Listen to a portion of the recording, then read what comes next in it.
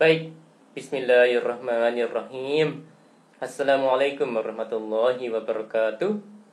Mari kita lanjutkan perkuliahan kita. Topik perkuliahan kali ini adalah sumber daya alam dan lingkungannya. Materi ini saya dapatkan dari internet dengan sumbernya adalah sebagai berikut.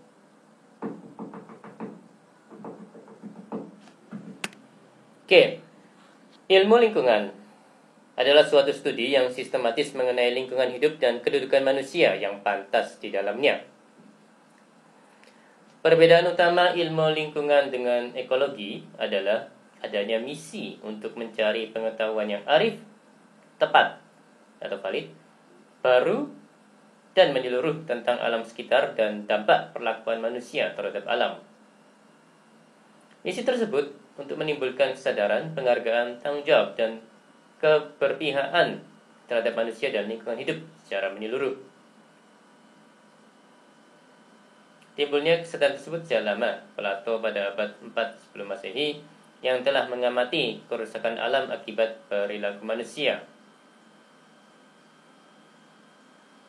Era saat ini dengan terbitnya buku Silent Spring tahun 1962 mulai menggugah kesadaran manusia. Di Indonesia, masalah lingkungan hidup muncul di tahun 1960-an.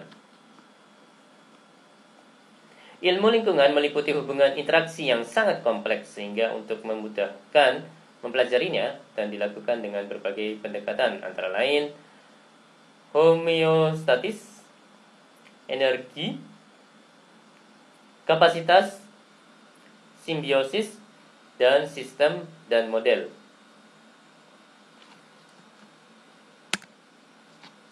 Ini klasifikasi sumber daya alam dan lingkungannya. Menurut Undang-Undang Nomor 23 Tahun 1997 tentang pengelolaan lingkungan hidup, ekosistem adalah tatanan unsur lingkungan hidup yang merupakan kesatuan utuh menyeluruh dan saling mempengaruhi dalam membentuk keseimbangan, stabilitas, dan produktivitas lingkungan hidup. Secara struktural, ekosistem terdiri dari kelompok biotik dan abiotik. Komponen biotik adalah sumber daya tumbuhan, hewan, jasad organik, dan SDM, sumber daya manusia. Sedangkan komponen abiotik adalah sumber daya tanah, air, energi fosil, udara, cuaca, dan iklim. Masing-masing komponen yang menjadi bagian dari ekosistem tersebut saling berinteraksi dan mempengaruhi dengan erat.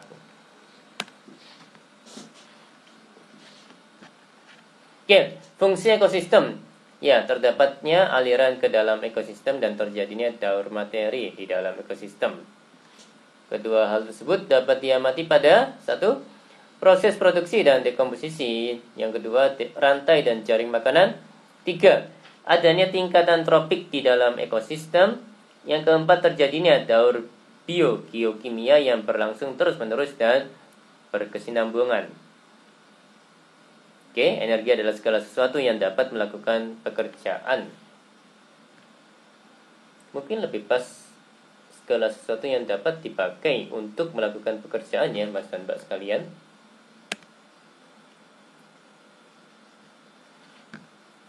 Masuk ke sumber energi. Ada tak terbarui atau non-renewable, yaitu energi fosil dan nuklir, serta yang terbarui adalah renewable, yaitu bukan fosil, ini tenaga air dan surya. Sedangkan rantai makanan adalah perpindahan energi makanan dari sumber daya tumbuhan melalui jalur makan memakan. Terbagi dua tipe dasar, rantai makanan rerumputan dan rantai makan sisa. Persinggungan antar komponen habitat, tanah atau batuan, air dan atmosfer, terjadi proses-proses baik fisik, kimia maupun biologi, disebut dengan proses biogeokimia. Proses ini terjadi berulang balik, maka disebut dengan daur biogeokimia. Oke, masuk ke pembahasan terkait dengan komunitas. Komunitas adalah beberapa populasi yang hidup pada suatu habitat fisik tertentu. Ya, karakter umum dari suatu komunitas ditentukan oleh spesies yang dominan pada komunitas tersebut. Keanekaragaman komunitas ditentukan pola komunitas yang merupakan pola penyebaran atau stratifikasi dari spesies yang hidup pada komunitas tersebut. Mungkin spesies di sini spesies ya, Mas dan Mbak. Populasi adalah sekelompok individu spesies yang sama yang menempati suatu ruang dan secara kolektif mempunyai sifat yang khas sebagai suatu kelompok.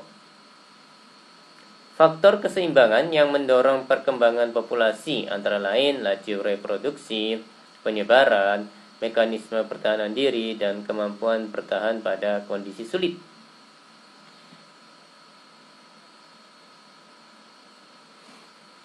Oke, lingkungan hidup buatan.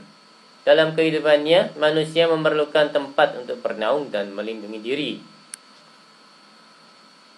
Oleh sebab itu, manusia dalam bermasyarakat membentuk pemukiman-pemukiman.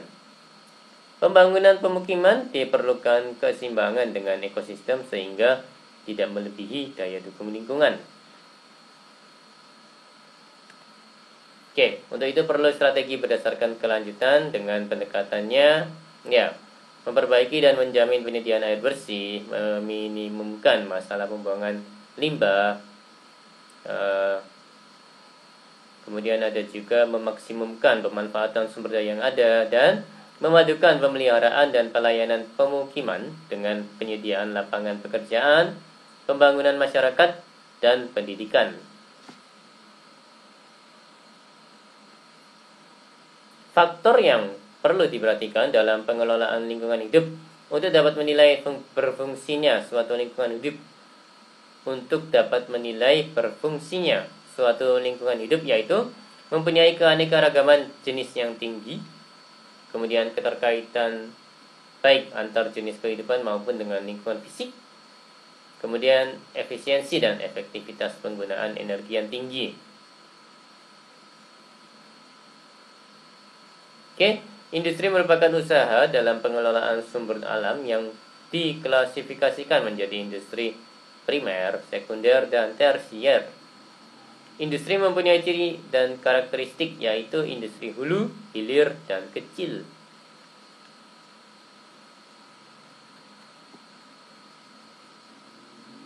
Industri yang mengolah sumber alam dengan bantuan teknologi dan mengeluarkan sisa pengolahannya disebut dengan limbah.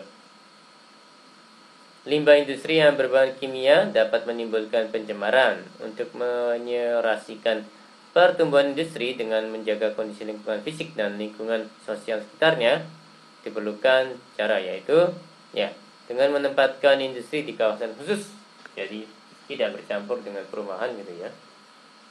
Contohnya, Mas dan Mbak sekalian. Kemudian memberikan batas-batas maksimum limbah industri yang dibuang ke lingkungan alam, dan meningkatkan kemampuan lingkungan untuk menyerap limbah industri dan memilih teknologi bersih pencemaran.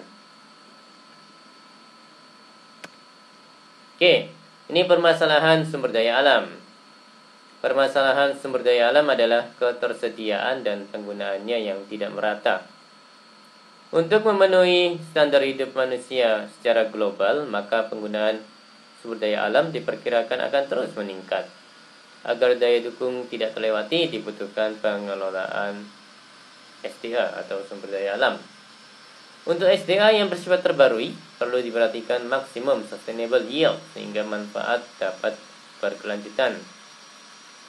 Untuk yang tidak terbarui, pengelolaan berbentuk penghematan, efisiensi, daur ulang, pencarian alternatif pengganti sehingga SDA tersebut dapat dipertahankan.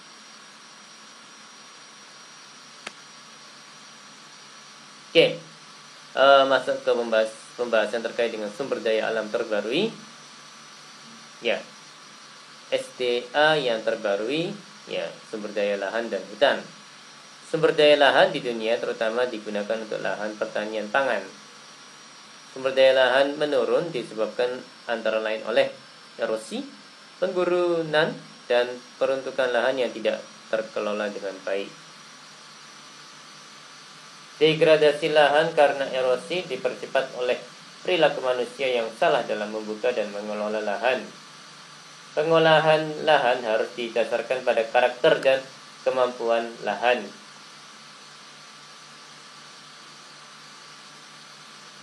Pengolahan lahan mencakup pendekatan teknologi, konservasi, dan kearifan tradisional.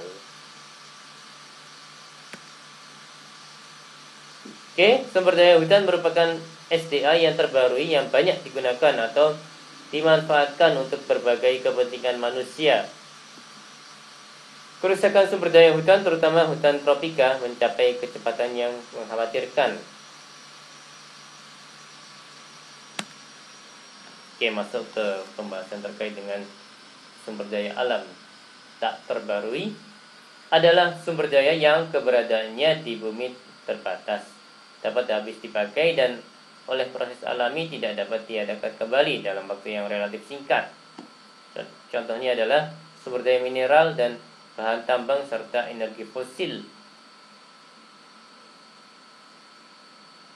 Sumber daya mineral dan bahan tambang berasal dari kerak bumi yang terbentuk dari berbagai proses geologis seperti proses magmatis, hidrotermal, sedimentasi, proses pelapukan. Bahan tambang berupa logam dan non-logam banyak dimanfaatkan untuk kepentingan industri. Permasalahan berkaitan dengan lingkungan hidup meliputi penambangan dan pengolahan bahan tambang.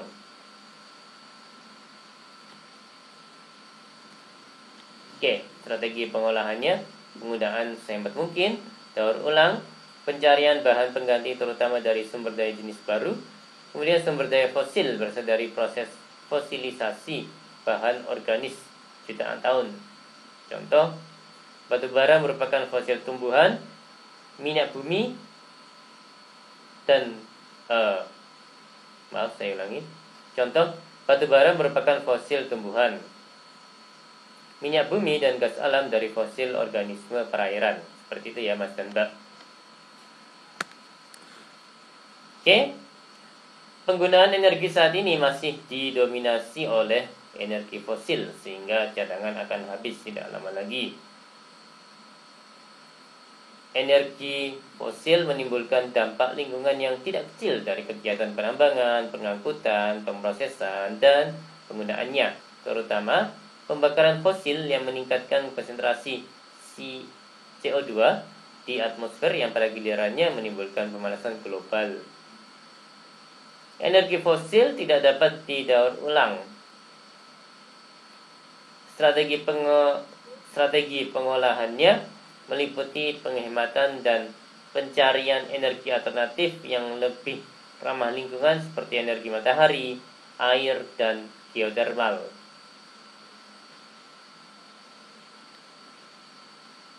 Oke, ini terkait pembangunan konvensional dan permasalahan lingkungan hidup. Oke, ya, teori pembangunan telah berkembang dari teori pembangunan berimbang, pembangunan pemenuhan kebutuhan pokok, pembangunan pemerataan, kemudian pembangunan dengan ekualitas hidup yang kemudian. Yang kelima, teori pembangunan yang berkelanjutan. Ya, permasalahan timbul karena pelaksanaan pembangunan sangat spesifik di masing-masing sektor pembangunan. Konsep pembangunan berkelanjutan. Konsep pembangunan ini adalah kelanjutan konsep sebelumnya. Pembangunan berkelanjutan adalah pembangunan untuk memenuhi kebutuhan sekarang tanpa mengurangi kemampuan generasi yang akan datang untuk memenuhi kebutuhan mereka. Jadi memperhatikan generasi yang akan datang ya, Mas dan Mbak.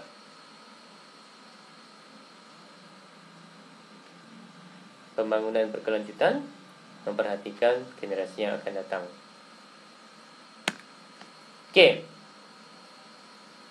Ya, ini prinsip-prinsip kehidupan yang berkelanjutan Ya, menghormati dan memelihara komunitas kehidupan, kemudian memperbaiki kualitas hidup manusia, dan seterusnya hingga menciptakan kerjasama global. Oke, pembangunan berkelanjutan di Indonesia diaplikasikan dengan dibentuknya Kementerian Lingkungan Hidup tahun 1972. Secara umum, SDA diklasifikasikan sebagai berikut. 1. Sumber daya tanah dan air. Yang kedua, sumber daya tanaman dan pepohonan. Yang ketiga, sumber daya akuatik. Yang keempat, sumber daya energi dan bahan mineral. Sumber energi meliputi energi, ya minyak bumi, gas bumi, batu bara, hidro, uranium, geotermal, dan solar. Kemudian ada yang kedua, endapan biji mineral. Ada bauksit, ada timah, nikel, tembaga, emas, perak, mangan, pasir, besi, dan bahan galian lain yang termasuk sumber daya tak terbarukan. Kemudian ada bahan mineral untuk bangunan, ya kaolin, limestone, dolomit, dan lain-lain. Oke, konsep-konsep pengolahan sumber daya alam. Sumber daya, sesuatu yang berguna dan mempunyai nilai di dalam kondisi di mana ditemukan. SDA dan energi, semuanya terdapat di bumi yang hidup dan benda mati, berguna bagi manusia, terbatas jumlahnya, dan pengusahaannya memenuhi kriteria teknologi, ekonomi, sosial, dan lingkungan. Sumber daya, suatu konsep yang dinamis sehingga ada kemungkinan perubahan dalam informasi, teknologi, dan relatif kelangkaannya dapat berakibat sesuatu yang semula dianggap tidak berguna menjadi berguna dan menjadi berguna dan bernilai. Oke. Aspek ekonomi seolah menjadi tema utama percakapan globalisasi karena pasar bebas semakin identik dengan globalisasi. Satu negara dengan negara lainnya makin saling tergantung dan membutuhkan satu sama lain di bidang ekonomi dan perdagangan. Di manakah posisi kependudukan dalam era globalisasi dan perdagangan bebas yang banyak melahirkan peluang usaha?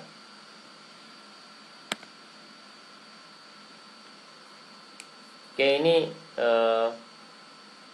3 variabel berkaitan dengan hubungan antara kependudukan, globalisasi, dan pasar bebas, ya, menurut Haryono, ya, Mas dan Mbak sekalian.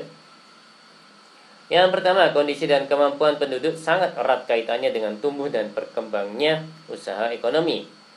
Kemudian yang kedua, potensi penduduk erat kaitannya dengan ketangguhan bangsa dalam mengarungi era globalisasi dan perdagangan bebas. Kemudian globalisasi dan perdagangan bebas mengandung implikasi peluang usaha yang sangat luas.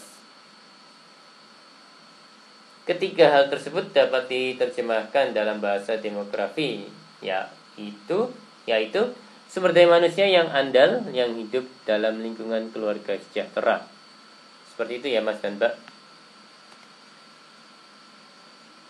Ya, dalam bahasa demografi harus semakin berkembang menerjemahkan apa dan bagaimana di balik angka kependudukan. Sebab dari angka-angka tersebut dapat terbaca peluang apa yang terbuka bagi dunia usaha. Di sini peran para demograf ditantang untuk lebih luas mengungkap dengan jelas dimensi dan nuansa kependudukan tersebut. Pengendalian pertumbuhan penduduk memberi dampak kepada kelahiran bayi secara absolut setiap tahun menurun, yaitu 4,5 juta tahun.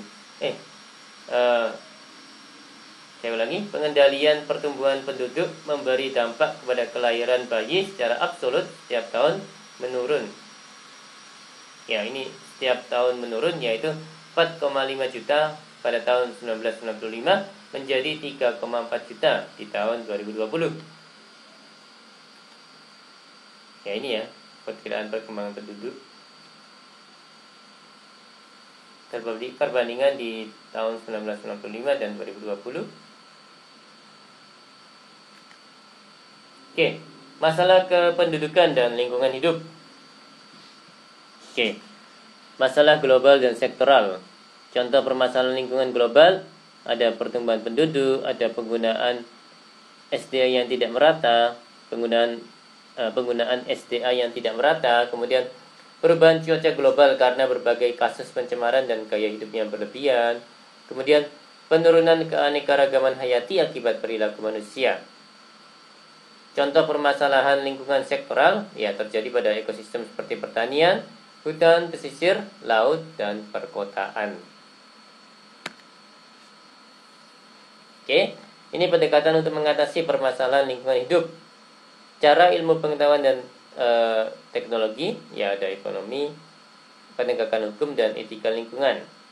Permasalahan lingkungan yang kompleks tersebut diperlukan berbagai upaya pendekatan sekaligus secara sinergis. Oke. Ini mengukur kelangkaan sumber daya alam.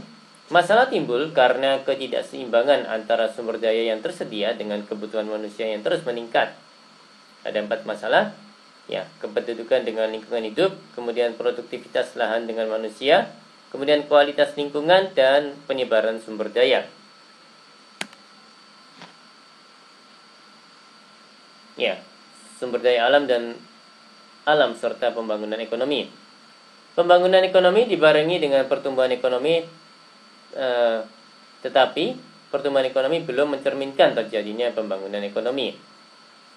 Pertumbuhan ekonomi salah satu kriteria keberhasilan dari ekonomi. Ya, poin-poin lainnya silakan dibaca sendiri Mas dan Mbak. Persediaan sumber daya alam. Persediaan atau cadangan SDA sudah diketahui jumlahnya dan bernilai ekonomis. Terdapat 2 kelompok berpendapat sampai seberapa jauh SDA dapat melayani kebutuhan manusia. Ya, yang pertama SDA terbatas adanya. Yang kedua optimis bahwa SDA berlimpah persediaannya dan tidak akan pernah habis. Ya ini dua sudut pandangnya berbeda ya Mas dan Mbak sekalian. Oke, masalah konservasi SDA. Konservasi tindakan untuk mencegah pengurasan sumber daya alam dengan cara pengambilan yang tidak berkelebihan sehingga dalam jangka panjang sumber daya alam tetap tersedia. Ada 2 pandangan ya terkait hal ini, yaitu kelompok optimis dan kelompok pesimis. Keduanya mendukung konservasi SDA, tetapi keyakinan terhadap konservasi berbeda. Ya, permasalahan dalam konservasi SDA, ya pertimbangan konservasi dicerminkan 3 hal. Apakah konservasi itu menguntungkan? Apakah masyarakat menginginkan untuk mengadakan konservasi? Dan bagaimana menanggulangi hambatan konservasi yang mungkin muncul? Dan alokasi SDA antar waktu. Ini periode waktu perencanaan yang panjang dan adanya risiko serta ketidakpastian baik dalam bentuk ketidakpastian teknologi maupun ketidakpastian permintaan.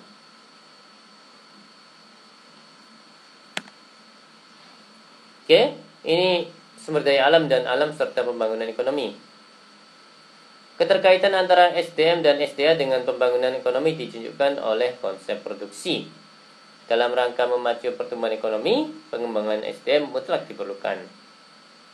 Hubungan negatif terjadi antara pertumbuhan ekonomi dengan SDA. Sedangkan hubungan positif terjadi antara pertumbuhan ekonomi dengan barang sumber daya alam.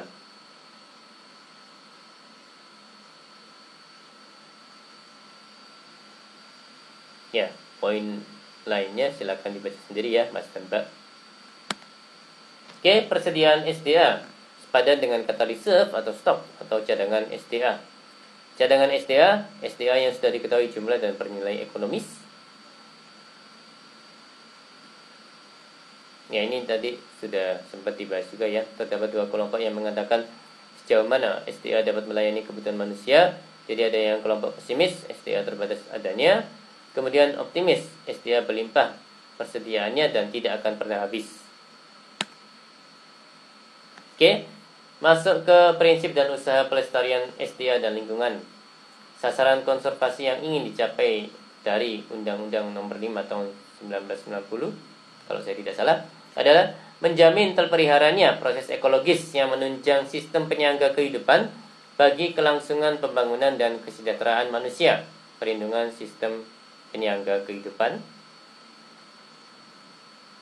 Kemudian menjamin terpeliharanya sumber genetik dan tipe dua ekosistemnya sehingga mampu menunjang pembangunan, ilmu pengetahuan, dan teknologi yang memungkinkan pemenuhan kebutuhan manusia menggunakan SDA hayati bagi kesejahteraan. Kemudian poin berikutnya, mengendalikan cara-cara pemanfaatan SDA hayati sehingga terjamin kelestariannya.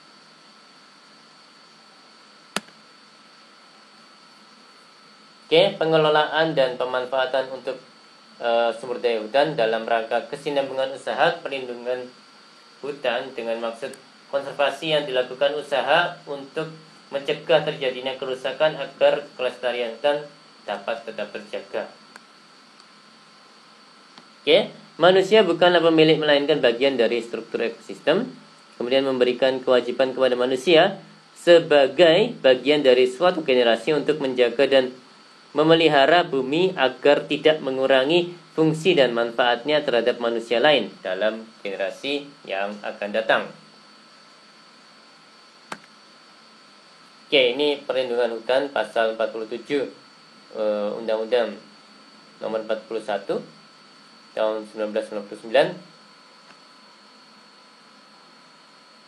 Perlindungan hutan dan kawasan merupakan usaha untuk mencegah dan membatasi kerusakan hutan dan hasil hutan yang disebabkan oleh perbuatan manusia, ternak, kebakaran, daya-daya alam, hama, penyakit, dan lain-lain. Mungkinnya ini lanjutannya Mas dan Mbak. Kemudian mempertahankan dan menjaga hak-hak negara, masyarakat, dan perorangan atas hutan, kawasan hutan, dan hasil hutan, investasi, serta perangkat yang berhubungan dengan pengelolaan hutan. Oke, menurut peraturan pemerintah nomor 28 tahun 1985, bentuk perlindungan hutan ada 3 hal. Yang pertama, perlindungan tanah hutan. Yang kedua, perlindungan hasil hutan. Dan yang ketiga, perlindungan hasil hutan, terutama yang terkait dengan pemanfaatan hutan dan pemungutan hasil hutan.